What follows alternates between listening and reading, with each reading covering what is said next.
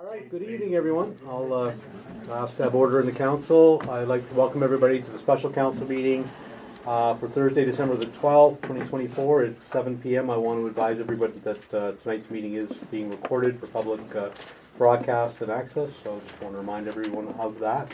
With that, can I get a motion to adopt the agenda for this evening's meeting? So moved.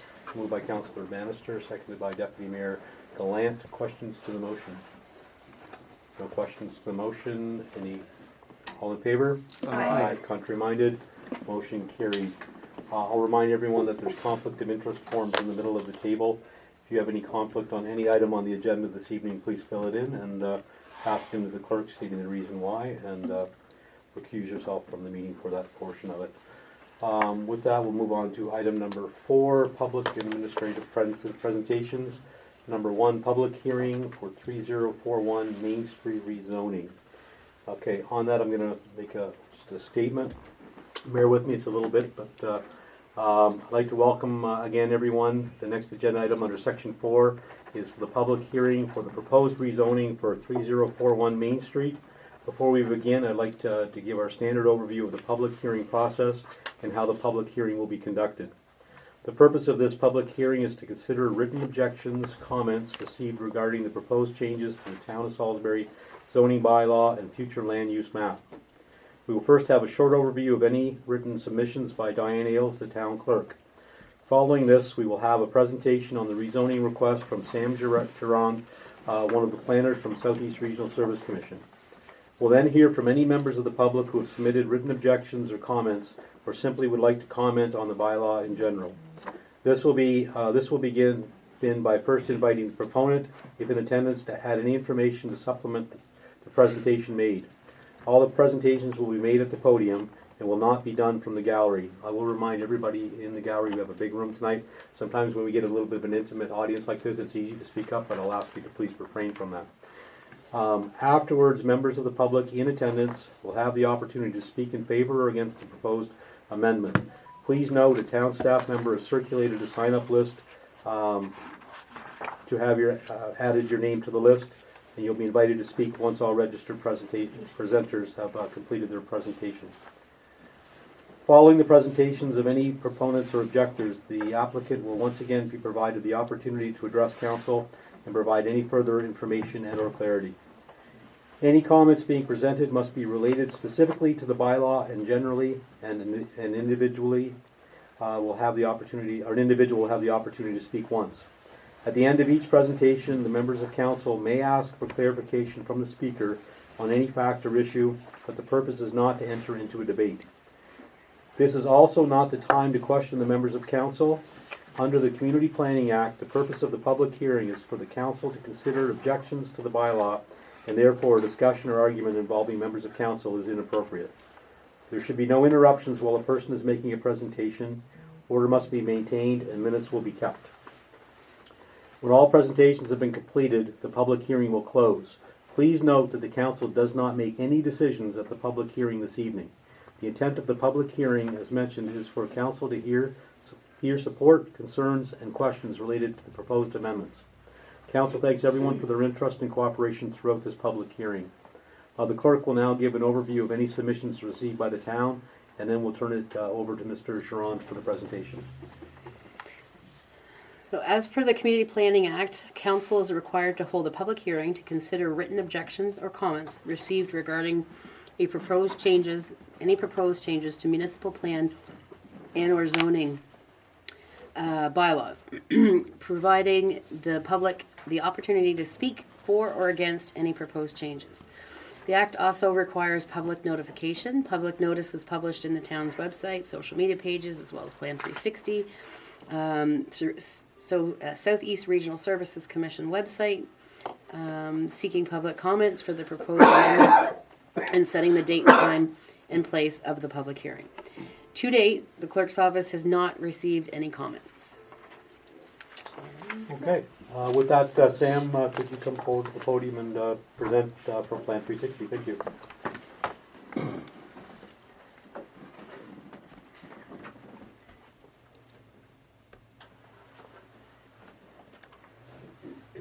All right. Thank you, Mayor and Council.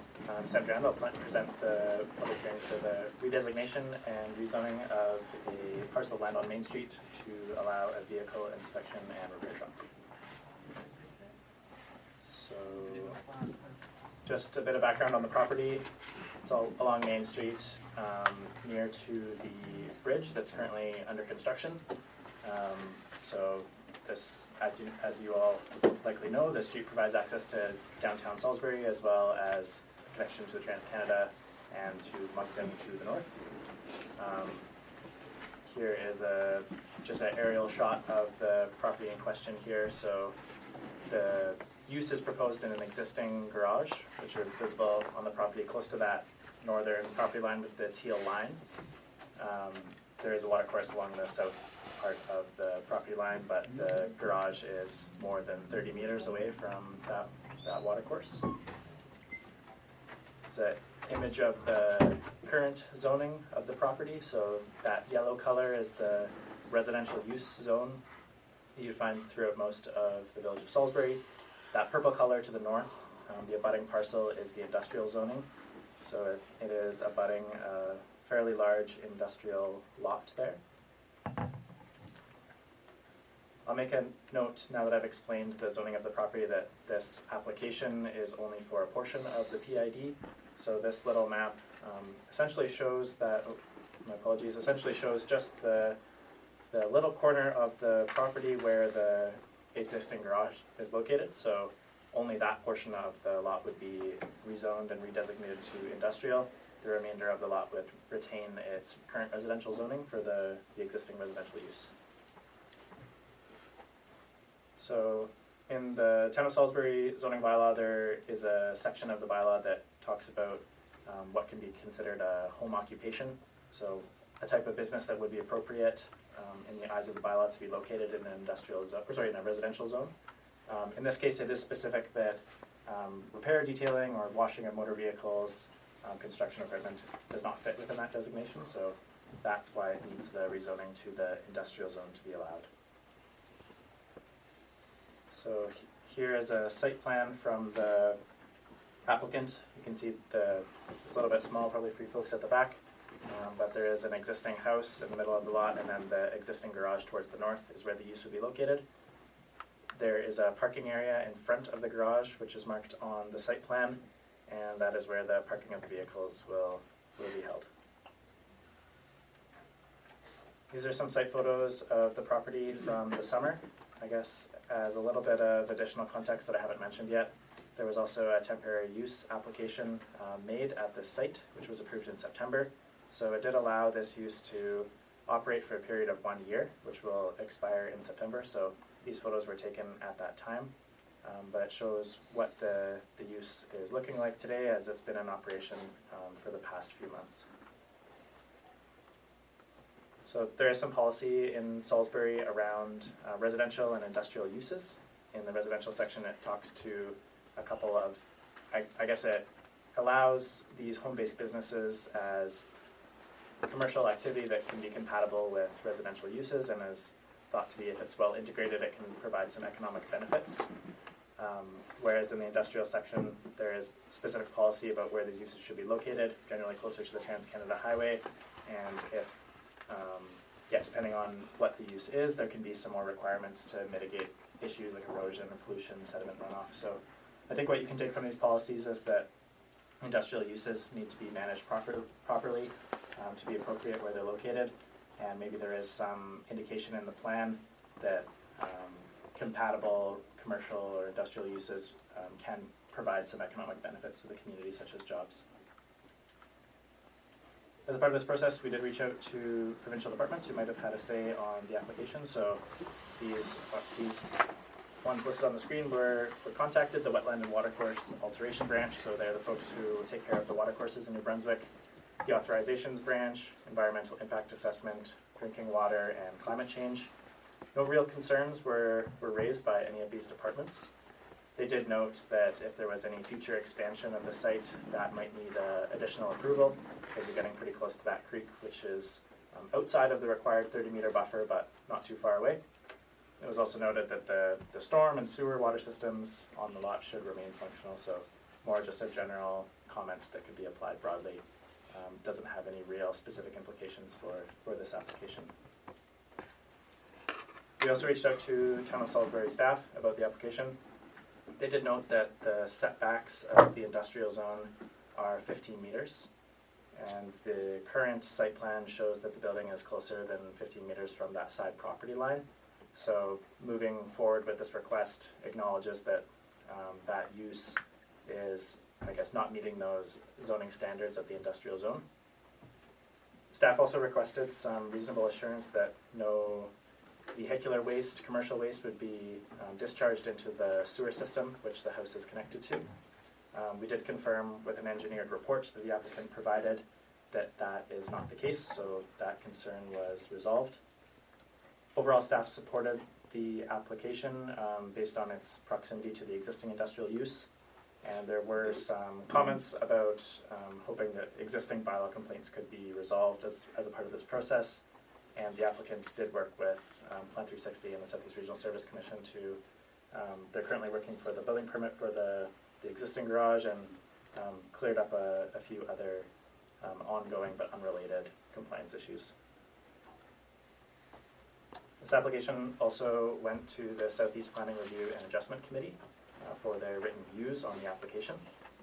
They made a written recommendation to council that they recommend to council the amendment to the Village of Salisbury Municipal Plan Bylaw 50-2, which proposes to amend the future land use map, and the zoning bylaw number 51-5, which proposes to amend the zoning map by redesignated and rezoning the property known as PID 702-86810 from residential and residential use to industrial, to permit a vehicle repair and inspection shop subject to the conditions that the permitted main use within the portion of the property zoned industrial be limited to a vehicle repair and inspection garage, and the development of the property shall be done in substantial conformity with the attached site plan.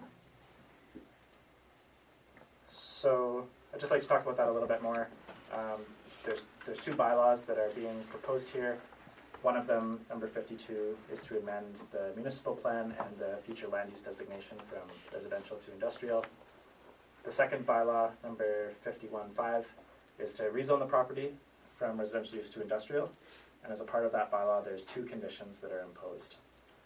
The first one is that the permitted use is not open to all industrial uses.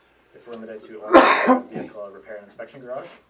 The second condition is that the development or any future development of the site, the operation of the business, has to be done in conformity with that site plan that we attached. So for a realistic, I guess an explanation of what that means, this means that the business has to be operated within the existing building, and parking needs to be located within the parking area that was marked on the site plan. If it's something different than that, it's not permitted in the zoning bylaw as per this bylaw that would potentially be passed by council. So a bit of discussion on the topic. Because the building is proposed within an existing building, and an engineering report was completed which would confirm that the building is safe for this type of industrial use, and the building is beside an industrial parcel, it's thought by planning staff that the impact of adding an industrial use here would maybe have less impact than adding it somewhere else in the community where that industrial use doesn't already exist. And there is some policy in the municipal plan to support these light industrial uses as long as they can be compatible with residential uses and not cause conflict. And that said, I guess those mitigation measures that I just mentioned, being tied to the site plan and limiting the use to only the repair and inspection garage, can help to do that. So we're here today having the public hearing. The public notification requirements have been fulfilled. I did write down that one written comment has been received. I guess maybe I'll clarify this was more a comment from council, a concern around the parking on the site and whether it could stay within that area that's been marked on the site plan. So that's all I have, and happy to answer any questions. Council? I have a question. We saw a picture of the business in the summer. It looks a little different than that now that business has picked up in it. So I'm wondering if it gets changed to industrial, do we have any recourse if we get complaints about unsightliness of, just because the parking area is right on the road, basically? So do we have anything that we can do in that situation where it's industrial and not residential? From a dangerous and unsightly perspective, nothing would be different if it Right. meets that threshold. But I think the question is more of if it's in conformity to the site plan. Yeah, I can speak to it a little bit. That's a I guess. better way of wording it. Yeah, if the parking is located within that area that's on the site plan as Right. the designated parking area, that is the application, so Okay. by council approving the bylaw, that's the use that you're allowing on that lot. If the parking is happening outside of that site plan, that may be the case where, it would go through our normal kind of compliance and complaint process. So somebody could submit a complaint and we would go through our normal steps of dealing with a contravention to the bylaw, the same as we would do in any other case. Okay. So if you're interested, we can provide more details on what that would look like, but Okay. essentially it's the same as any other contravention to the bylaw at that point. I have a question as well. No, go ahead. Is the temporary use permit that's in place now, is it different than this? Like, does it not have the same restriction for the parking area? Yeah, good question. The temporary use does have the same conditions. The wording might be slightly different, so I don't want to tell you it's identical, but the intention of the conditions are the same to contain it just to the parking area on the site plan, yeah. Councillor Banstra? Okay, so my question is, on the site plan, we were given a proposed temporary permit for 6 parking spots. And there are many more than 6 vehicles parked there. So I guess who is supposed to be policing that? Or who is supposed to be, and what is the recourse on council? Like, you know, and when I'm looking at the plan up here, you're saying that just that small square is gonna be rezoned as industrial. So if they wanted to build a bigger parking lot to accommodate the more vehicles that are in the yard, would they be able to build it behind the garage that is on that existing residential lot? Or would it have to be rezoned again so that he could build or expand his parking lot? Because currently, with his temporary permit, he's out of bounds. So to answer maybe a specific part of that question, there is a concern with the parking behind the garage. There's essentially not enough room between the side of the garage and the property line for a driveway or an access to go around the building and access that area behind without trespassing on the neighboring property. If you're talking about an expansion in the front, it would essentially end up in the front yard of the residential use, and that's not something that we would want to allow. So yeah, it's a constrained lot, there's not a lot of room for parking there. And as I explained before, if parking's outside that area, then it becomes a bylaw infraction issue. Okay. Additional questions, Councillor? We do have additional. Okay, well, you'll have the opportunity, Rodney, to. That's not, on the same line, is there any way to build into the condition that there has to be spots marked and just kept within that? Because right now it kind of looks like the cars are everywhere right there. So is there a way to constrain it, to keep it orderly? I think it would be challenging. I guess there are, like in the zoning bylaw, there's dimensions of parking stalls. So I guess we could look at something like that, but overall it has to be just managed within that area. I think the 6 parking stalls that were marked on there may need to, I guess those measurements may need to be taken and drawn out. That would be something maybe the applicant can confirm how much space there is there, but yeah. Thank you very much. Okay, with that, I'd like to invite the applicant Rodney Trites to the podium. Traffic. You ready? I don't have a lot to say, hey. Not all the vehicles that are there are for the business. Some of my personal vehicles are there. And I have an agreement with my neighbor to park some of our vehicles on his property, which is the field beside it. So that's kind of a separate thing. We only have 3 or 4 vehicles there at a time that are for the shop. So I don't know how that, me and Sam talked about this before. The other stuff is yeah, I don't know, like stuff behind the ledge is other personal stuff.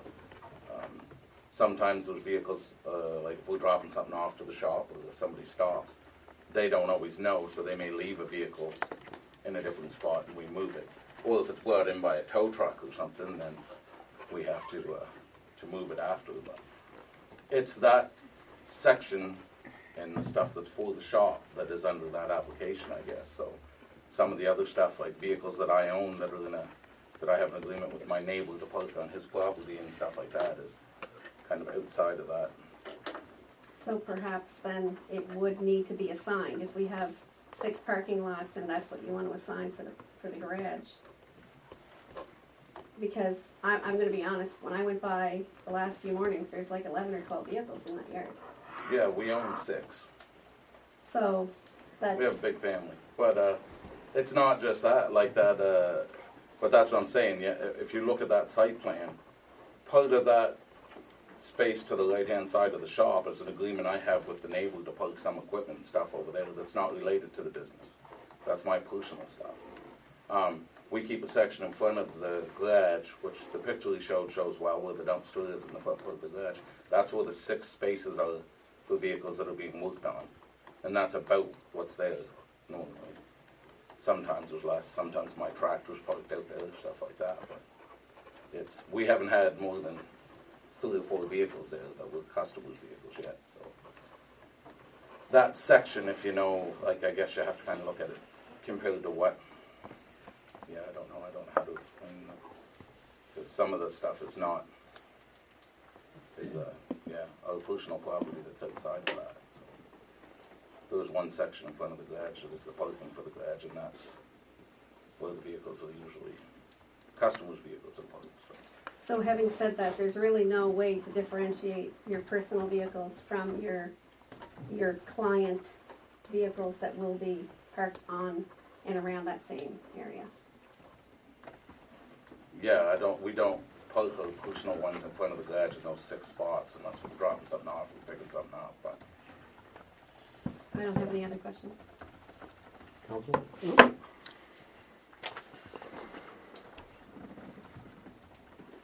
Thank you, Rodney. Okay, so now, did anybody sign up? No, but we'll ask if there's any. Okay, is there anybody in the gallery that would like to speak on this? If you do, raise your hand and we'll get you signed up.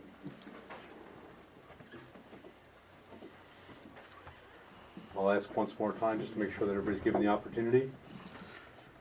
I don't see anybody jumping up and down, but there's a lot of people in the hallway. Maybe I should ask out there, I don't know. And one more time, I just want to make sure from the full public transparency perspective, everybody's given an opportunity should they have it. Seeing none, okay. I guess there'd be no additional information since no one came forward with anything, Rodney, so thank you. With that, I'm going to read the following statement. Thank you everyone for your participation this evening. As mentioned, Council does not make any decisions on this matter this evening. First and second reading of the proposed amendments will be on the agenda for our special council meeting scheduled for December the 30th at 8 a.m. At that time, Council will determine if they will proceed, if they have any further questions, or if the amendments will not proceed. With that, I now declare the public hearing complete. We'll now move on to our next order of business on this evening's agenda. Thank you very much. Appreciate it. Okay, moving on to item number 5, reports and recommendations from committees and private meetings. Recommendations from closed session August 12th, 2024 and December 9th, 2024. I'll let the record show that the COO left the meeting at this time for conflict. And a little bit of background from the meeting. During the closed session in council on August the 12th, 2024, Salisbury Town Council reviewed and conducted the annual performance evaluation of the Chief Administrative Officer pursuant to the council CAO policy for the town. This was subsequently reviewed with the Chief Administrative Officer and is pending a formal ratification prepared for signature and filing in the employee's personal file. The town followed the CAO evaluation process of the Canadian Association of Municipal Administrators. There's your recommendation there on the floor if anybody wishes to proceed. I'll move that council direct the mayor and clerk to sign the annual performance evaluation for the chief administrative officer, CAO, and direct the clerk to file the record in the employee's personnel file. So moved by Councillor Colwell, seconded by Councillor Bannister. Questions to the motion? No questions to the motion. All in favor? Aye. Contrary minded? Motion carried. And Chief Administrative Officer Employment Contract. So a little bit of background again, during the closed session of council on December 9th, just 2024, Salisbury Town Council reviewed a drafted employment contract based on the direction in a closed session of August the 12th, 2024. And there's also a motion or recommendation motion if you wish to proceed. I'll move that council ratify the employment agreement between the town of Salisbury and Austin Henderson, the chief administration officer, and direct the mayor and clerk to sign and affix the corporate seal accordingly. So moved by Councillor Dykstra, seconded by Deputy Mayor Gallant. Questions to the motion? No questions to the motion. All in favor? Aye. Contrary minded? Motion carried. Okay. I don't know. Well, we're going to call the CAO back into the room. Upstairs or not? I couldn't hear. I was gonna go tell him.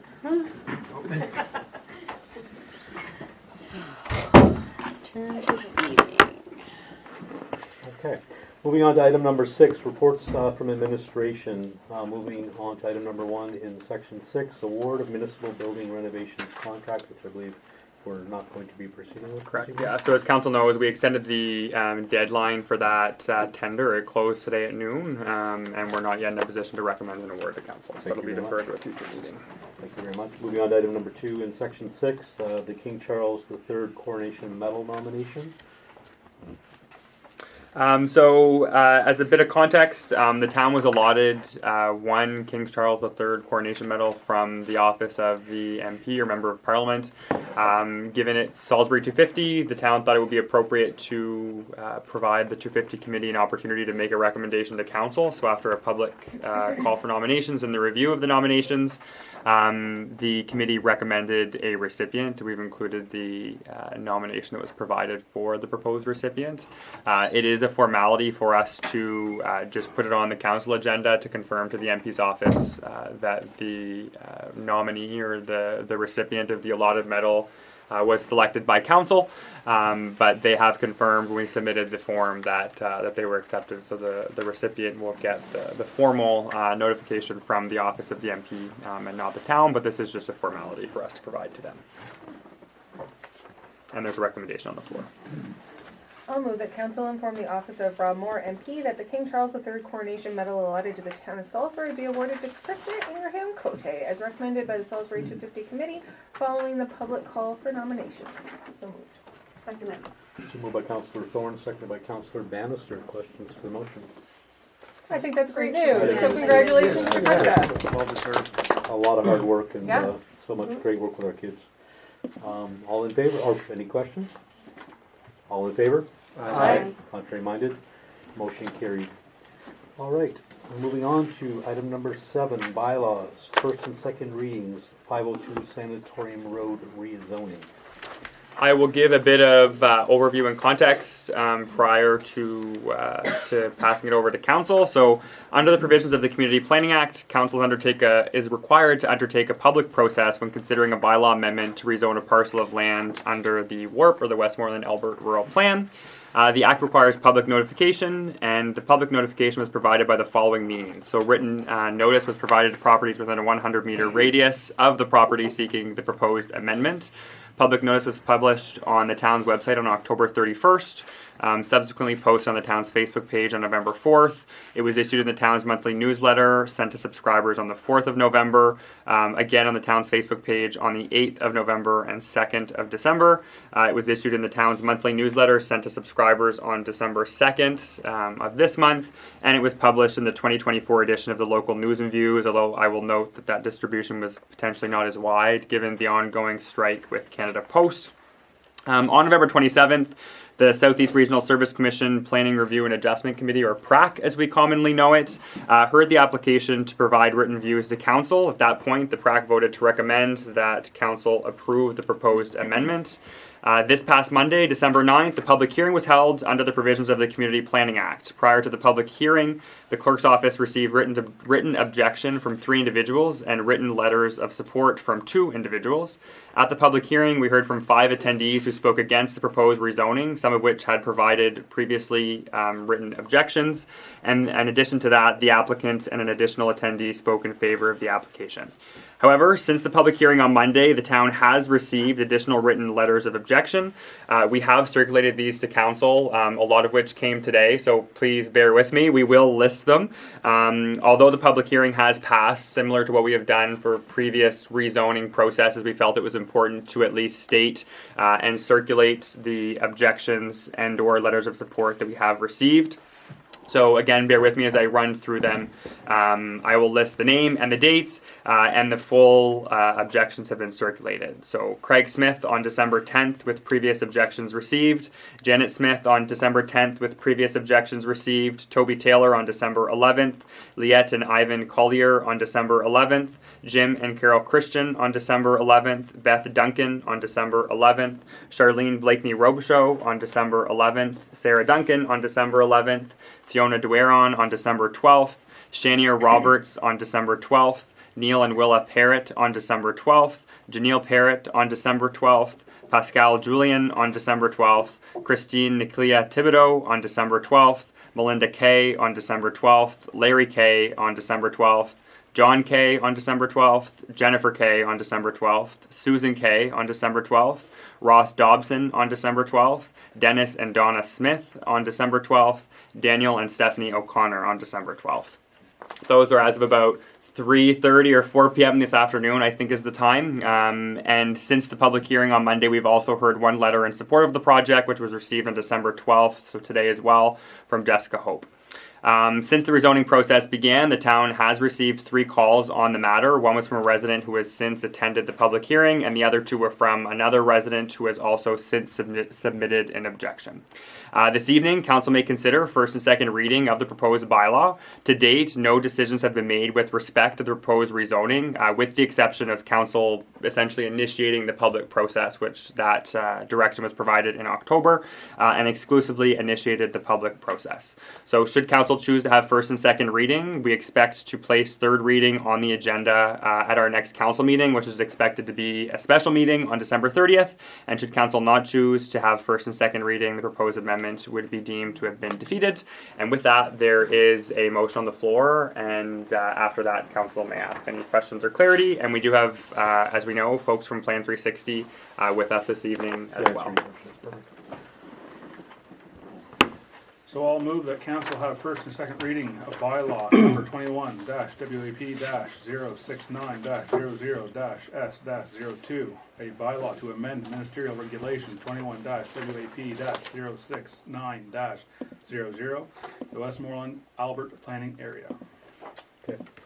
Motion on the floor from Councillor Dykstra, seconded by Deputy Mayor Gallant. All in favor of the motion? Or any questions on the motion? Okay, so with that, I know we're going to have a lot of different people that want to talk on this evening. I'll remind the members of the gallery that, again, I apologize about the sign, but the sign does have to go down. There's a procedural bylaw in all council chambers in the province that signs cannot be held up during sessions like that. I do apologize, but it is a law in all council chambers in the province. You're more than welcome to come in, but no signs. With that, again, from council, we'll take our turns accordingly, and Joe, you could indicate your wish to go. Okay, I got this all written down so I can put all my thoughts together, so bear with me because it's going to take a little while.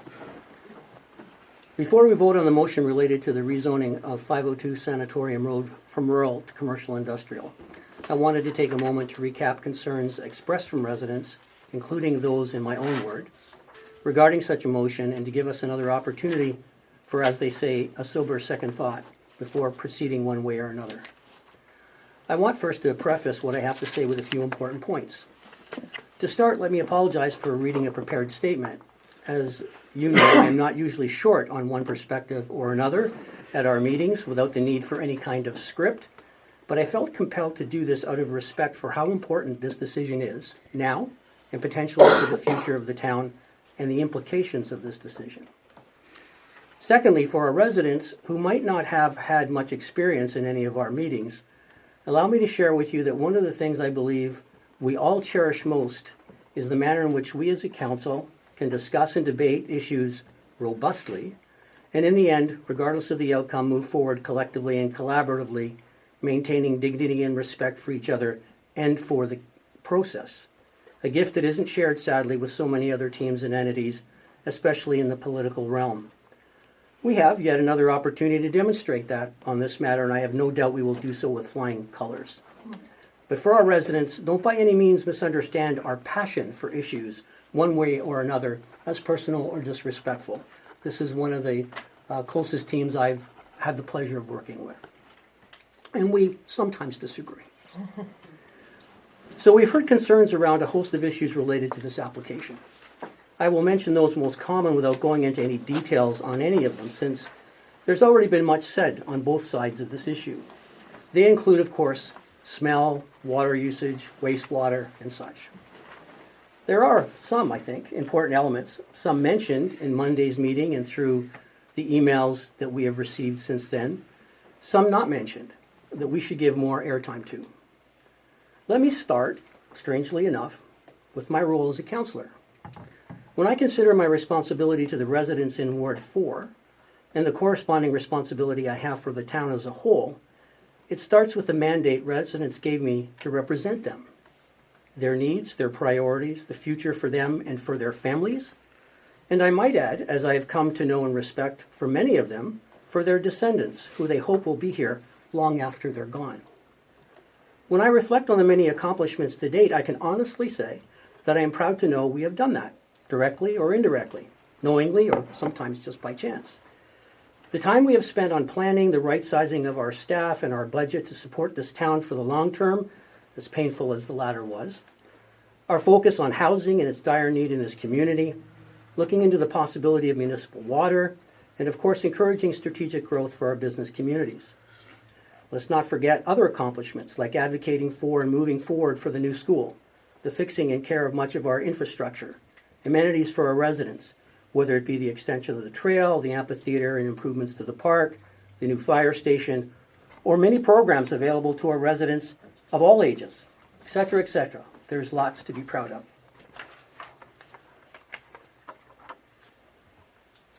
I can tell you that whether it was my time as the chairman of the local service district, for which I served almost 2 years, and another 2 years as a councillor for much of the same geographic area, the one thing I heard over and over again from my constituents was maintaining their quality of life. The life, and to be clear, the lifestyle they chose and continue to choose to live in their rural environment. The vast majority of the residents I have met and spoke to want to ensure we keep rural rural. Very few would be amenable to a commercial industrial rezoning on a piece of land within their local community, never mind within a very short distance of their property, regardless of the purpose. I also feel, as it relates to this application, we sometimes lose sight of the precedent we are setting. This is not just about 502 Sanatorium. It's about every piece of land outside the village. And yes, each application will have to stand on its own merit. But what would be the differentiator if we approve this that might disqualify another application? We haven't even discussed that. We haven't formulated any guidelines or policies yet. Moreover, if we are convinced that the main issues brought forward by residents have been addressed through technology and process, then I would submit, why not allow for this kind of operation anywhere, including next to or inside the village boundaries? Yet, if I understand the current village bylaws, and I stand to be corrected, this type of operation would not be permitted in the village. If we vote to approve, how are our residents outside the village supposed to feel that council thinks it's okay to approve this application either next to or within close proximity to their home, farm, camp, or even property they have purchased for future use, but it's not okay to put one right in or in close proximity to the village? Consider for the moment the message that sends. It stands to reason that one of the legitimate concerns residents have to both the zoning of a piece of property, to commercial industrial, as well as the nature of the business in question, with the perceptions people have of it rightly or wrongly, is the potential impact on the value of their properties and or the ease of which they could sell their properties if they wish to, a valid concern. We heard from residents whose dream forever homes were either recently built or with the intentions of them being built. Some of them now have great regrets, and others are reconsidering building.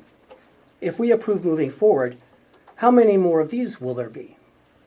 What is the message we want out in the public forum for our whole town? But in particular, let's talk about the rural area. Is it not, come, build, and purchase your dream home in the quiet solitude of a beautiful rural community where you can raise a family without the intrusions you would normally see or hear or arguably smell in a big city? Of course it is. But what if people think what we say isn't commensurate with what we do? What might be the implications of this? There's much to think about, and we can debate it until the cows come home. No offense, John. One thing I'm absolutely certain of is that it is way too premature for us to make any decisions on how we use rural land for either retail, commercial, or industrial use. We have done no studies at all.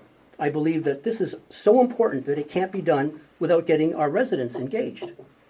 It's interesting that we felt it was important to do serious due diligence in order to reach out to residents to get their opinion on a host of things, including a recreational facility, asking how they would like us to use funds, like the money from participation, things of far less importance if you ask me. But we are ready to make this decision without study or without a more robust effort to engage our residents. One-off decisions have a way of setting precedent, and at best or worst, depending on how you look at it, we should not as yet be entertaining this kind of one-off now. It's too important. It has the potential to impact not just a few residents in and around the proposed site, but to approximately 70% of the town's total population that live outside the village, which, by the way, account to close to 70% of the taxes paid. No disrespect to the young man who's applying for the rezoning, who I think accounted himself very well. But I don't believe we should be putting one solitary zoning application ahead of the possible concerns of literally thousands of residents. Again, in my opinion, we do not have a mandate to do this as yet, and we have not done this kind of due diligence we need to in order to make this decision. In the end, perhaps we will, with the kind of due diligence I'm referring to, approve this kind of application, maybe even in the very same area, or perhaps in an area deemed more suitable. To be clear, I'm not suggesting we have to get consensus on every decision council is asked to make, because as we all know, that would make it impossible to even take the simplest step forward on any issue. But this is too important and has far-reaching implications. I know, as a fact, the residents in Ward 4, by a large, and I might add, a loud margin, would not be in favor of this. And in the end, I have a responsibility to them. My guess is that the residents in the other wards would likely feel the same. So in this way, I feel I'm honoring my obligation to all of them. And so I think what we need to do, we're a lot of the passions are around the product in question. And I think that sort of blinds us to the fact that we need to talk about, we have a huge portion of our 380 some odd square foot town that we're talking about right now. And we need to do some due diligence and some real good hard study, and we need to get our residents involved for any kind of decisions that potentially might have this kind of an impact. And you can't just say, well, it's just one small business. That's not the point. The point is we need to do the right thing the right way, the way we've done it to this point. And that's basically all I have to say. Is that on? That's it?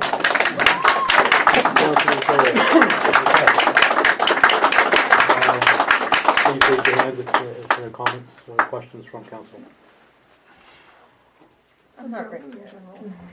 No, just in general, to move on to the part of the proceeding. If you have questions or comments. I wanted to ask Plan 360 about if they were involved in the Memram Cook location and kind of how that process has worked out. someone from Plan 360 wants to go. I do. We got something late this afternoon. I don't know if anyone knows of the Memram Cook location, but we got something from the village. If you want us to speak on that, if no one's aware So of it. just for context, during the previous session, the proponent for the rezoning had indicated there was an operation in Memram Cook that, although maybe not completely similar, it was an operation that did have similar aspects to what they were doing. So that puts context towards what you're asking. I'll say what they said, and then Plan 360 might have something to add. I don't know process-wise, and quite frankly, I'm not sure exactly when this was. It was the applicant, I think, who brought that up the It's other definitely night. been, this has been quite a while. It's definitely previous to probably when I Correct. became mayor, so probably at least more than 5 years ago. So at the time, they did have two objections who were adjacent landowners. Their primary concerns were related to water quality and potential depreciation of property due to proximity of an industry of this nature. At the time, there were no major concerns raised regarding odor, and as of today, that remains the same. And then they did note that this location isn't necessarily close to residential properties. So that's what we got at the very end of the day from our counterparts in Memram Cook. I don't know any other specifics of the facility. I'm not sure if anyone at Plan 360 does. Or I would suggest none of the staff present We're involved in Okay. that application, not prepared. Can I ask a question about process, which I don't know who that goes to? Lori. Let's say we want to defer this. Is deferring a possibility if we want to go and do a little bit more due diligence like Joe was suggesting, or is the due diligence we have to merge that, we have to not just Consolidate. merge or consolidate the two Consolidate. plans, we need to completely revamp the plans, and that's multiple years process, right? If we want to consolidate the warp into our plan and also change it. I think you're talking So about Lori, can you go to the Just I want podium, to go to the please? podium, sorry. You or apologize. someone. Sorry. I would suggest you're talking about two different things. I right think now, I am talking so- about multiple different things, but if you could just answer them all. Tonight is only dealing with the public hearing for the amendment that's on the table. Right. But to answer the question regarding the amendment on the table, Mm-hmm. council is not obligated to do a reading on this night as long as 6 months does not lapse from the first time that the first ad was placed. Okay. It is completed. So if we choose not to move forward, it's not rejecting it, That's, it's just deferring it you would, or tabling. or tabling it. That's the word. That's the word. That's to the use. better word. That's the word. Yeah. to And use. procedurally from our end Yes. to add on to that, because that's the legislative piece, it would be, we need a motion and a seconder. So some motions to table can just go with a mover and then basically informally unanimous consent, but it needs a mover and a seconder to do that. And 6 months from the date that the ad was placed is what date?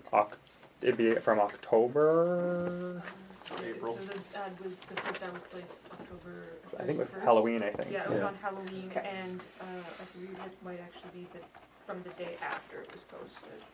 So May 1st. Yeah, I'd like to just add to Councillor Dottori's comment on obviously, the old village and obviously what is done here. I just wanted to make sure on record that, everybody knows that the old town does have a municipal plan that was put in place prior to amalgamation. The plan that we're talking about today, or the bylaws that are in place right now for the rural areas, they're under what's called the Westmoreland Albert Rural Plan, which was put in place by the province prior to amalgamation. So some of what Joe has been talking about as well is understanding that plan. There are a lot of different nuances to it. So from a council perspective, this is something we inherited. I just want to be clear on that. So to indicate that it can happen, not happen here versus there, this is not something council planned on. Previous councils had the ability to look and plan for the former village. This is something we're simply inheriting. And I think, and I don't want to put words in your mouth, Councilor Dottori, but as each new instance comes up, we could be encountering new situations that are something that we were not aware of. So it's something that I do think that a lot of us have talked about, that we do want to ensure that we represent all of the residents of the new community in a thoughtful fashion. We want to understand the nuances of all areas, very similar to how the old village would have put in zones for particular things. I'm not saying that's what we're doing. I'm saying that that's the ability we had previously to consult with the public. In this case, I just want the public to be aware, this was a plan that we inherited, that in the case of, even as we've gone through a lot of the questions, I want to be clear to the public as well, this is something that you need to understand, that even in the case of the proponent that wants to do the, and again, I agree with Joe, did a very good job of presenting, that individual, based on the laws today, they could actually go and start growing alfalfa, they could grow cannabis, they could grow whatever they want on that land today without ever coming to a rezoning, based on the, what's that? Outdoors, Yeah. based on the rules that are there today. And that's actually right across Westmoreland, Alberta County as part of the rural plan. So as some of the proponents that came forward talking about, spraying and all of the different things that may take place as part of agriculture, those things can all take place today outside. I just wanted to make sure on that. As we're learning about the plan, we're becoming educated, so on that. So part of it, and again, I don't want to be to speak for Councillor Tory, but part of it is an education as each one of these comes up. We would, myself personally, I would love to have time to be able to educate myself, look at different nuances to plan properly for the future, not just for one instance, but to talk about. I don't want to deal with these 100 times a year. Well, I think it's important because if we look at everything that we've done so far, the last 2 years, Yeah. this potentially is arguably the first and most impactful decision that we're going to make that will impact the Oh, rural and areas. you're right. I just want to make the comment on where we did the recreational facility studies and did all of that. We really weren't afforded the opportunity because there is a process as far as the plans go. We can't just tomorrow go in and change this plan. It's comprehensive. It takes a long time on that. So it is even when we talk about the 6 months, for us to change that plan, it's not going to happen in 6 months. I do want to call that out. Yeah. So I think, it's important to make those decisions because at the end of the day, we need to get this right. And we need to make sure that our residents are aware and that they can be part of the process. And more than just for cannabis. Oh, yeah, This is absolutely. on all the Because you can see, I didn't spend a lot of time talking about the actual product. No, I agree. But this is on just for the people of the public again on this plan. This is something that all of our council needs to talk about. We've chatted about getting the planner in to talk to council about. There's nuances in the plan around how many acres you need for a home in rural areas as well. There's talk, there's as far as what you need for roads. So there's aspects in there as well from an education perspective that I do believe it's good for all residents to understand that this is what we need to Yeah, avoid. absolutely. I have a Councillor couple Caldwell. things, 2 things I wanted to, first, on record, because it doesn't happen all the time, but Joe, I agree with a lot of the stuff that you had in your letter. No, I'm serious, it was good. No, but it Oh my was- God. Is it time to cut we need to cut a commemorative Let's get stamp. on Somebody record, agree. Councillor Wells agreeing with Councillor Vittori. No, Could you say which points? The key points there, right, if you Yeah. extract what we're talking about today is we're really not prepared to make any decision No. at all for the bigger community outside of our former municipal plan, essentially. I like the defer idea because then it gives us, I know we can't change our plan in 6 months, we can definitely decide on a goal or a path forward. path forward so that when these things come to us, we can make more informed decisions, because if we have another one tomorrow and another one next week and another one next week, we're gonna end up in a mess. Well, I of a agree with, situation. like, not setting precedent and ensuring that we look at things. I think the only other point that I'd like to make before all our residents leave is I hope you've all learned something from this process. You guys need to pay attention to what's going on in your town. Because you can have 2 things happen. You can either be part of the process or you can have the process inflicted upon you. Okay, so if you don't have us on Facebook and if you don't go to the website and if you don't read the stuff that comes to your home and bad stuff happens to you, I'm sorry. I'm going to have very little empathy. The information's out there. You now have to sadly do a little work. Instead of spending an hour on Facebook, spend 5 minutes on the town website every once in a while. And I think that was evident in a lot of the complaints that we received. There was definitely a misinformation on what was actually being proposed. Heard over and over again that we don't want another organogram. Well, that's not what this was. Right, That's exactly. not what this was. Yeah. Not even close. So. I'm hesitant. I don't know. I just have a lot of feelings about this both ways. I just don't think that we have enough information to say that there's not going to be an odor, even though it's a smaller building. But at the same time, I also believe that if this was the auto body shop that wanted to go there, we wouldn't be having this discussion because there is an unconscious bias behind the product that he's proposing to grow there.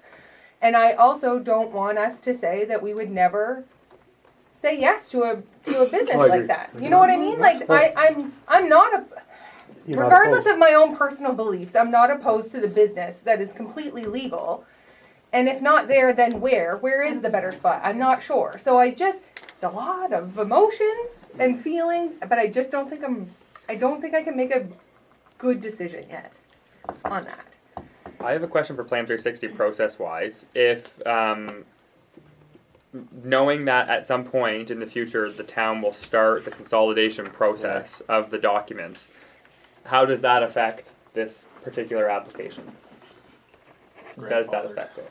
It's grandfathered. Because hypothetically, if council, I'll also stress, the consolidation process is to look at the two documents, so the municipal plan, the zoning bylaw, the former village, and the WARB. So those three documents. It's to consolidate the discrepancies. So if there is a discrepancy and it affects this application, what would potentially happen? Knowing it will not be passed, the consolidation, it's humanly impossible with the notification periods that's required for those to have that passed within 6 months from the first notice of this. And I think, So knowing that, let me just add to that, because I think the other issue is, even if we had it consolidated today, we still don't know where we would want to put these things. No, we need to look at the overall boundaries, Right. and from a land use perspective, Right, we need to exactly. understand what we We want need from to have a land plan. Like, we need to have a plan to say, this is where we want industrial, commercial, or not. And we need to have, Or it can you be know, ad hoc. this is not, to Stephanie's point, this is gonna take time. But it's worth This it. also goes into property rights as well. Right. Should you have the right to produce something that is legal, whether it's talking about this particular product or any other agricultural operations on a piece of land that you own? Yeah. Should your neighbors have any say in what you do with your property? And that's where fundamentally this is a problem, because there's one aspect that you should be allowed to do certain legal things on your property to your own desire, as long as you meet the requirements, regulations, and whatnot. But then also, how much impact does your neighbors and your impact on your neighbors go into what you should be legally allowed to do on your property? It does, by virtue of the fact that there's a council here that's voted by the residents. And they're the ones that get to, have Absolutely. impact and Yeah. influence But on if what you're- should be grown or not, where. Absolutely, but if your neighbors decide that a house should not be built on a piece of property that you own, for one reason or another, regardless if you're allowed to do it or not is immaterial. Should they have a say in how that is done? I think you're being a bit. I think you're going we to- have that's- we have municipal Okay. roles. We that already say have laws to what cover you that. can Yeah, build, let's what one you at a can't. time. Let's please. go further then. Let's say that you would like to you have a piece of land that you would like to put a pit on. That you would have a commercial operation that you would like to take gravel and stone out of the commercial pit. How much does that impact your neighbors? Considerably. But do they have the right to dictate what happens on your property? But they do, John. They- They already do. Because we have these, we already have laws in place. That didn't just pop out of the air. Absolutely. The government Safety didn't just issue. create There's that. things- there's rules Absolutely, within the but bylaws that's that where have to be part of the followed. problem with this particular application is there's very limited rules Right. to Well, yeah. restrictions. You're bang on, John. I think that's what that's what I was getting at So we're- when I first found out. And again, I'm not criticizing the Westmoreland Albert plan. What I'm indicating was it was put in place prior to amalgamation, Yeah. prior to us even knowing we were going to be amalgamated.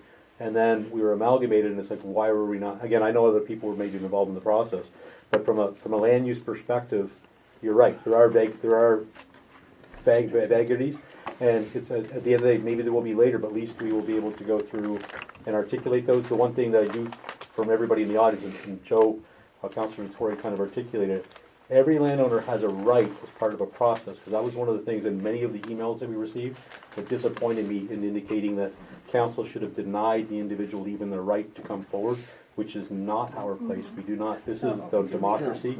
People have the right to come forward on it. I was disappointed in that by many of the emails, I have to state, that people do have the right as landowners to come forward, working within the laws. But again, right now, they're so vague. Whether the laws are right or not, that's up I know. for debate, and quite frankly, that is the federal provincial government's purview. Yep. That is not really our jurisdiction with which to deal with, but property rights fundamentally Yep. does fall within the purview of the bylaws of the town, and that's where I do have both issues with this particular application, but then also the ramifications of denying it as well. Because if it is denied based on what your neighbors say you are allowed to do or not do with your property, that does cause me concern. Well, I agree. And also denying it, does it result in an outdoor crop being grown? Right. With no odor control, no wastewater No. catchment, no nothing. Less regulation. Yeah. I understand where you're coming from, John, I don't disagree, I just don't think that's the point that I was trying to make. The point I'm trying to make is, we've done everything, I mean, we had people coming in here for days, going through, you know, planning sessions, and what we wanna do here, and how we wanna do that, and, you know, 70% of the, more than 70%, if you look at the map, you know, the village is this small, and the rest of it is this big. We've spent almost zero time talking about what we should be doing with the rest of this, and that's what we need to do. And I don't care how long it takes. We've got to do it, and we've got to do it right. And I'm sorry that, you know, people are going to be affected in one way or another, but you know, we need to take that time. I can't imagine making this kind of a decision, you know, and the implications that it might have. Because I still think if you say yes to this in this particular area, I don't know how you say no to anybody else in areas that are similar. And the vast majority of the town is rural. No, I agree wholeheartedly, and that's where it comes back to how much power neighbors should have over how you and what you accomplish on your property. Because I can go back to the fact, just for my own farm, my neighbors can say that the smell of my manure being spread affects them, that I should stop doing that. That in of itself. Yeah, that's different, John. You've been there for 40 years or more. Absolutely, but if the impact on the neighborhood is more important than the production of the facility going into what's going on, then that also applies to all farms all across the province. Well, all I would say is this, the people who are already here, that have been here for many years, some decades, some way decades, I don't know, it doesn't always work in business, but call me a softie. I used to say that tenure does have some merit. Yes, Right, and the people that have been here and that are living here and that are paying taxes, they ought to have a say. But does that not make us look like a community that doesn't want to promote? Well, no, it doesn't. Economic growth? If we say that, if we say that what we're doing here is we're in the planning stage. Sorry, you came in too early in the process for us to be able to make this kind of a decision. We're not saying we don't want you here. It's just that we haven't dealt with this yet. And that's a great statement, And I because agree with that's that point. exactly that's what we're facing here. Yeah. You know, that's 100% what we're facing. We're all about growth. I mean, everybody that is in this town has witnessed, you know, all the great things that have been happening here. We want more great things to be happening. We want to grow. But there needs to be a methodical process and thought and plan that is put in place so that, you know, if we want to designate an industrial area in a rural area, then let's work on that. Let's Let's work talk on about that. that. Apparently, we have an industrial area right here, right beside the main street by the bridge. I think you hit it bang on. When we came in, the town of Salisbury, or the village of Salisbury, in 57 years' history, did not have a strategic plan. Right. Full kudos to this council to have the fortitude to put the first strategic plan in place ever in the history of this community. In the strategic plan, it does outline doing things strategically with a plan that basically allow the growth, that are not haphazard going all over the place on it. Right now, again, in fairness to council, we inherited an area that we're trying to move forward on. I agree with Councillor Thorne around the fact that, and Vance, and you're the same way, John, we want to promote growth, but we want to make sure that it's not in a haphazard fashion, and that again, it could be widgets, it could be whatever. We want to make sure they're placed in a way that's going to be conducive to, first of all, residential growth, agriculture, industrial, but it's done in a thoughtful fashion. And I'll go back to the previous council for the village. They had the opportunity to put in a plan that was for village specific to actually state, again, on this issue was, this is where we would prefer to have it, not have it. So doing zoning and doing the different things. This council didn't get that opportunity from a planning perspective to align to, again, what I would say would be our strategic plan 2.0, which again would be how do we align it with the rest of the community for future growth, that, again, to your point, Joe, on 2/3 of our community, we want to grow strategically, keeping our rural advantage, because our rural advantage is what we're all about. And I'm gonna leave, that's my 2 cents, but I do think doing the diligence is very important. I would like to move that we table this, that we do not So do the from first and From a second process reading. perspective, we How had do a we do motion on the that? floor. Yeah, I want to mention too, just because Diane and I were going back and forth, just for the record, a petition was handed to us in the Yes. meeting. So just procedurally, I will say that for the record. We obviously have not had a chance to look through it. Yeah, so We will say though that when it comes to a zoning matter, there's a process for particular rezonings if they're received before the public hearing that initiates different steps in certain instances. So in this case, it was not received a minimum of 2 days before the public hearing, so it's not dealt with through the Community Planning Act. It's dealt with through the town's bylaw.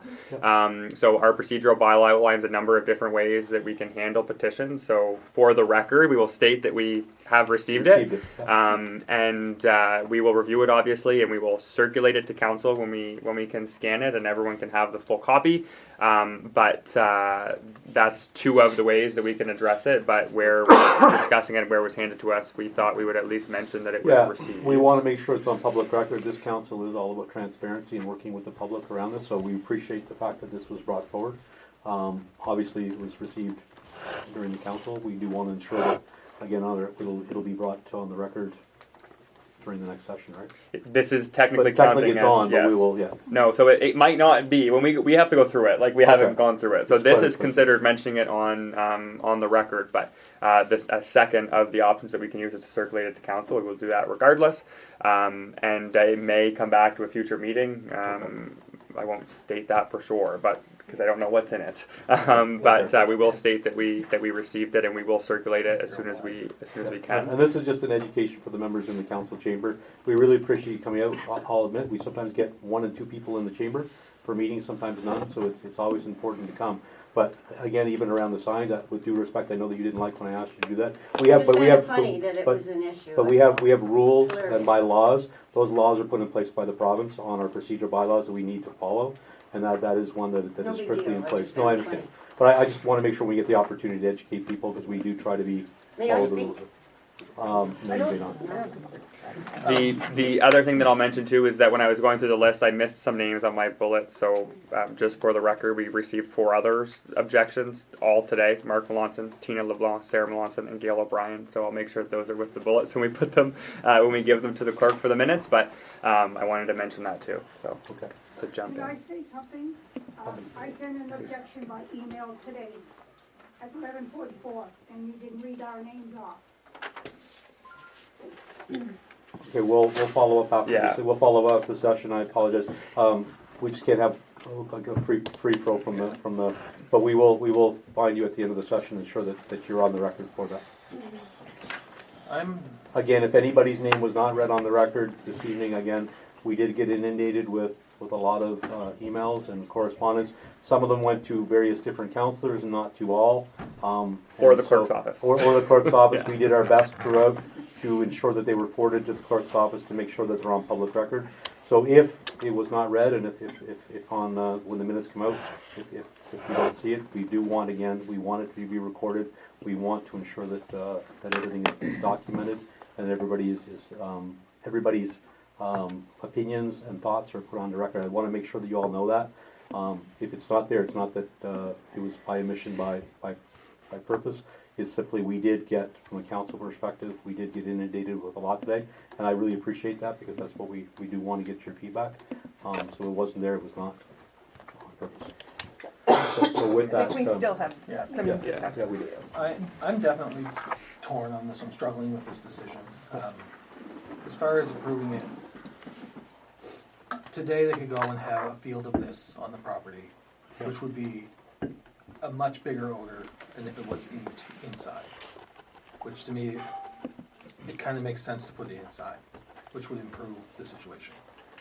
But none of us in this room want to do anything that's going to take away from anybody's enjoyment of their property or reduce anything. So I think what I want to move forward on this is, I want to hear from some other examples of how this has impacted an area. I'm not sure if that's reasonable to ask, but I'd like to have more evidence to say there was a micro cultivation here and we can't smell it at all, or it's really strong all the time and it's causing a problem all the time. I'd like to know more facts around that. Due diligence. I think that's extremely fair, because everything we've done up to this point, we've had pretty good, substantial evidence of, hydrologist reports, or already in a, village center. This one's a bit more vague. There's not enough concrete. As far as setting a plan though, like what we talked about, trying to know what we're gonna have in every different area, am I right in assuming that throughout the Westmoreland Albert rural plan, there are properties that are zoned industrial? Commercial industrial, yes. So it's not, this is not an unusual thing to ask for this kind of a rezoning. And I guess all I would say is, this is, well, I think it's really important to find out what everybody else did. Because like everything else, you want to find out best practices and what's gone. This is about what we want. And where we want it, and how we want it, right? And I think that's the part that, as I said, as Phyllis said, we may just say, look, where's the most logical place for us to have commercial industrial? And then and then we plan around that, whatever the business is. Yeah, I guess when you look at Westmoreland Albert, Westmoreland Albert is a huge, like we're 370 some square kilometers. Westmoreland Albert, that rural area is, well, John, I don't know, it's going to be thousands of kilometers. So from a strategic perspective, and I'm being fair, as it was done, there's, I don't know how many municipalities that it flows through, but from a strategic perspective, it wouldn't have had strategy in mind for existing communities or new communities. I'd also still be curious, I'm going to put Plan 360 on the spot again, just procedurally, does this affect the process at all from the current application and is there, and what can we do if we've already had the public hearing from a gathering information perspective? Like what, does that change anything, I guess? Does that need to be reinitiated? Is there a new public hearing? How do we present that information? Is that something that Plan 360 would recommend for or against? Or is there any kind of position from any of you folks on that? Well, I will just jump I'm in. sorry, Laurie, from the podium, I apologize. Just, again, I gotta follow the rules. The mic won't pick you up back there, I don't think, so. Okay. Because this is an application, you do have to deal with the application that's before you. You can't not deal with it. If, for instance, though, because the WARC bylaw is a legal land use bylaw, it does fall under your authority to do it. We've already amended it before up at the industrial park, or up by the industrial area.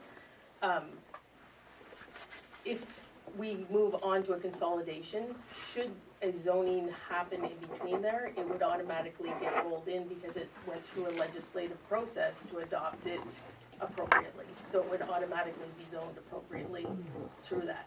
If there was a conflict, if you changed the direction somehow, then if it was existing at the time that the new bylaw is enacted, it would become non-conforming and have rights. So anything that's existing today would continue, if it was legally existing today, would continue automatically through the adoption of a new bylaw. It's grandfathered. Yes. So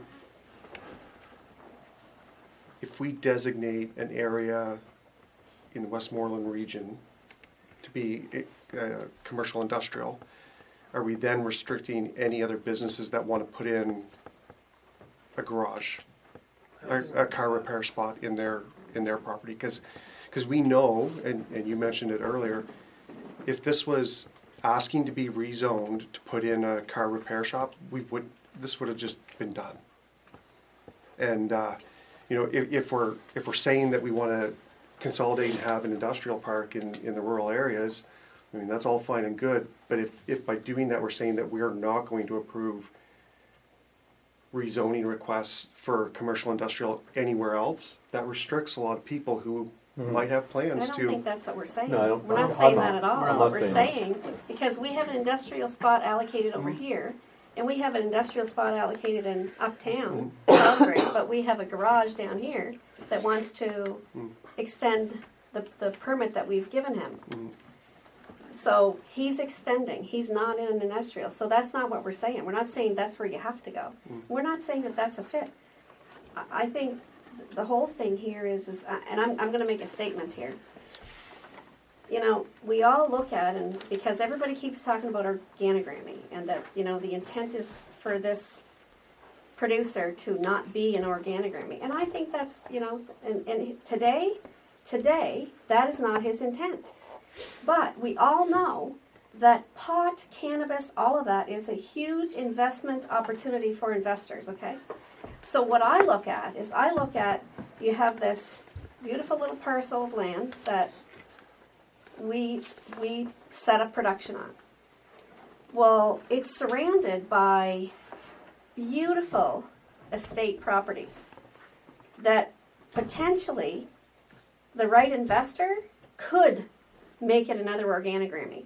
I work in town, I work in the industrial park, and you know, you would think that the bylaws and in the municipality of Moncton would provision organogramming to not off-put the gas that is coming out of there. But you can smell it everywhere.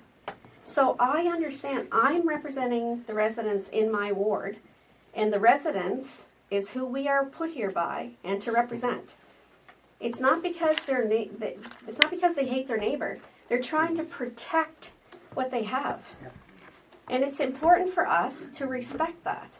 So for me, I mean, there's a whole lot, I just feel we are not ready to be able to say yes or no to this. There's so many things we have to talk about. And to Joe's point, we have moved mountains already here in Salisbury. Like, we just need to give this more thought.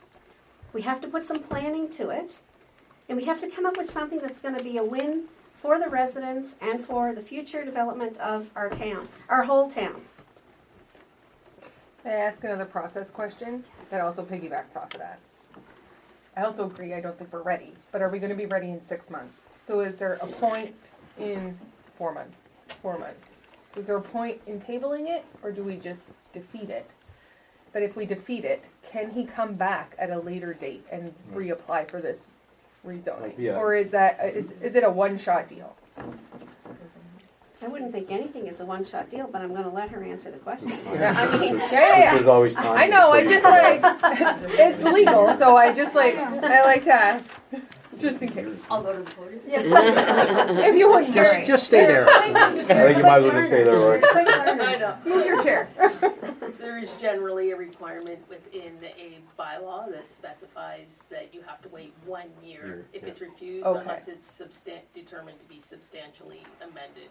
This would be a difficult one to substantially amend. Right. Okay. Okay. Do you think you can make this decision in 4 months? I guess what I steps would we think- need to put in Yeah. place? What's like, what needs to be done to what make needs us to be comfortable? done in order I for think us to it's do this? Too I long guess. of a process. Well, I mean, I let's guess- let's I start don't think we can with make that, I don't think we can determine that at this meeting. No, I don't think I think we're it's not. another meeting to figure out. Can I move that we table this? Mm-hmm. Okay, I want to move that we table this and do not have first and second reading tonight on this. So we would postpone to a future meeting of council. That's, But yeah, I want to just articulate on that though, the clock is ticking, and by that I totally agree. But getting back to Councillor Colwell had some suggestions. I do think that we've got a great table here with amazing like-minded people. I'd ask when we do that session, we come forward with a plan so that we time box ourselves, timelines, so that we can make that decision. Again, it could be yes or no, but we have to come forward with a path that the following conditions will satisfy a decision one way or the other on that. And it could be, to your point on, you know, you had a couple of stuff, we'll go back to the minutes, but you had a couple of good points on the smell and different things that I think we have to articulate. We need to get the examples of what happens in other communities. I just wonder if it's fair to staff to ask for that. Well, that's what in a we'll have to short come timeline. back on with Yeah. staff as well. Is it achievable? Yeah. If it is not, then we will have to talk about again Right. the defeating of. I just, I wanted to add to kind of, well, it's what everybody's saying, but Nathan called it out in the fact of like the quality of life, right? Like none of us want to impact anybody's quality of life, and that includes the gentleman that's trying to become an entrepreneur. Right. Yeah. It includes all of the residents. I feel ill-informed I feel like if I make a decision right now, I'm impacting one or the other without even having any information as far as what we want and all that kind of stuff. Oh, yeah. I can't say that the smell won't be there, and that's a hard one for me, because if that's a quality of life thing for people, I can't confidently say I'm voting yes just because I think- feel like I'd be okay with it. I think we also have to be very cognizant of what Councillor Dykstra indicated about, people's land, and again, entrepreneurship of this individual, any individual, like anybody that wants to have a dream of starting a business, wherever it be at, I think we have to also, that balance, we have to find that balance on ensuring we're not going to say Salisbury is not a place that people can do business as well, but we do have to talk about, obviously, residential versus where people want to live, so. Just kind of a procedural question. Are we better off advancing the first and second reading tonight so that we're more flexible with the third reading? I don't know if that changes that 6-month process. No, I just mean we can move faster. We don't need 2 separate meetings to do the readings. Does Doing. Told you to stay up there. Feel weird with my back to people though. You can do first and second reading, and it does not, it does not become valid until you do a third reading, so. But is there a time frame that we're allowed to go before I we don't have to do believe, a because third? it always, in the act, it references back to, it has to be enacted within that time frame or defeated within that time frame. Within the 6 months? So is it still the Just same that time we've got frame? one reading off It's that still the same process time if- frame. if We're we not get gaining to- anything. No, we just have one, No. we don't have to do 2 different meetings if we get against that 4 months. I would say, Alright. yeah, we can figure out a meeting schedule based on what, we right now would have to regroup with, let's say if that's the decision of councils to defer, staff with the town would have to regroup with staff with Plan 360 to figure out what is our next step in terms of gathering information, what does that look like? But I think we can figure out a council schedule based on that, I would say, we can figure something out. There's, And I don't have an answer to this, but I want to make sure that I reiterate, whatever we do, wherever we're getting information, however we're getting it, we need to make sure that we get the residents involved. Yeah. Okay, we can't be making decisions without the residents. And at the end of the day, they have to carry some weight when it comes to the decision. I know they carried a lot of weight for mine today, because I probably would have voted yes if I didn't have this whole conversation, right? Because I have no issues with, I think as well, this is separate It's, from, but it's even, again, from this plan that is there, I do think that, and I've been talking about this now for over a year, in that, you mentioned the residents, there is things in the Westmoreland plan, our Albert plan, that I know that our residents don't know about. Again, even getting into the fact that an individual can grow that's right. what they want, I think I that talked goes to with many- what Joe said, Yeah. get involved. Yeah, get involved, 'Cause- they need to get involved, but I Right. think we have to, again, because even on that, if I hadn't been at a meeting and I hadn't been in the position I'm in, I wouldn't have known that plan was in place, because Right. we're all busy in our lives, and so I wouldn't have known about it, I wouldn't have known about the 5 acres that you need to have for a home in the rural area that was put in place. So those are the things that I know many people that own land, that this was brought on through the previous government, that they don't know about. I do think that, who does that advocacy and education, as we go through this process, those are the things that we have to talk about, and as well as we start to talk strategically and go through this land planning evaluation, those are the things that we're gonna have to talk about, because there are impacts on our residents. And again, I am very proud of this council for obviously the willingness to listen, learn, and make this the best community going forward. If you wanna make the motion. and I'm just going to clarify, I wanna move. tabling a motion is for the same meeting, so we have to move to postpone it to a future meeting if that is the intent of council. Yeah. Procedurally again, sorry. So I move to postpone the first and second reading to another council meeting. Seconded. Thank you. So moved by Is that the same? Councillor Bannister, second by Councillor Thorne. Yeah.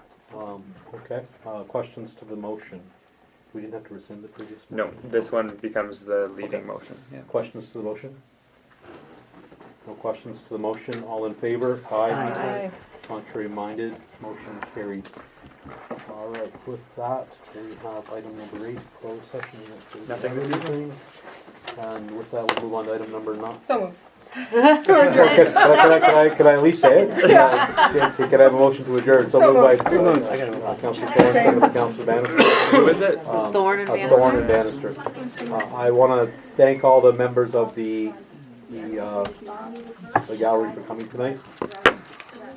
I'm disappointed that John didn't show up in his suit and red tie and the sunglasses. His son was amazing today. So is the motion adjourned? Is the meeting adjourned? Is adjourned, yeah. Okay, meeting adjourned. All right, all in favor? Aye. Aye.